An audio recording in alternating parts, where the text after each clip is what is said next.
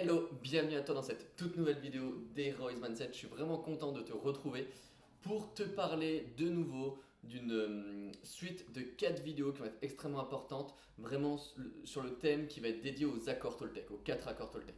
Donc je ne sais pas si tu connais les 4 accords Toltec, donc pour moi c'est quelque chose qui m'a réellement aidé à avancer, en tout cas à vraiment mieux vivre, parce que ces 4 accords Toltec justement vont te donner des petits tips, des petits réflexes à avoir pour gérer justement certaines situations et mieux contrôler justement ton système de pensée, ton mode de pensée.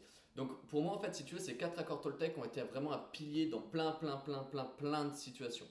Donc je vais commencer maintenant par te donner un des premiers accords Toltec qui me semble extrêmement important, enfin les 4 sont extrêmement importants, mais je vais commencer donc par celui-ci qui est ne pas faire de suppositions. En fait si tu veux, euh, dans le livre des 4 accords Toltec, on nous explique concrètement que le fait de faire des suppositions, c'est tout simplement qu'on est en train de penser à la place des autres. Mais finalement, qui on est pour penser à la place des autres?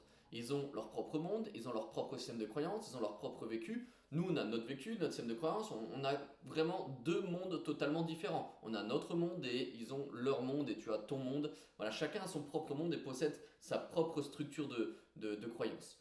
Et en fait, si tu veux, le fait de faire des suppositions, c'est généralement avant tout quelque chose qui va être comment dire, c'est quelque chose qui vient de tes propres peurs. Je te prends cet exemple-là. Moi, par exemple, je faisais beaucoup de suppositions quand je voyais des enfants qui me regardaient un petit peu bizarre.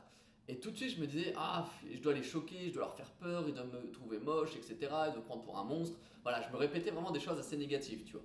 Et en fait, au final, quand tu commences à t'accepter, quand tu commences à aller un petit peu mieux, et que tu comprends que la meilleure manière de contrer une supposition, c'est de poser des questions, tu sors un peu de ta zone de confort, et finalement tu vas leur poser des questions. Enfin moi je suis allé leur poser des questions à ces enfants-là. Et leur dire écoute, voilà, j'ai vu que tu me regardais un petit peu, que tu me fixais. Je voulais savoir, est-ce qu'il y a quelque chose qui te dérange? Est-ce que je peux t'aider? Est-ce que je peux répondre à une de tes questions? Vraiment avec toute la bienveillance au possible que je pouvais avoir, parce que c'est des enfants bien entendu. Et en fait, généralement, aucun des enfants m'a dit que je faisais peur, aucun des enfants a dit que j'étais un monstre. Alors pourtant, c'est des choses que je pensais.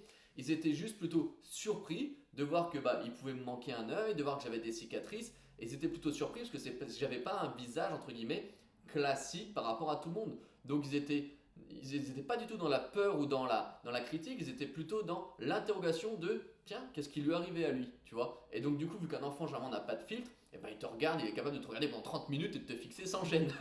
Voilà, tout simplement. Donc voilà un exemple concret de pourquoi il faut que tu évites absolument de faire des suppositions.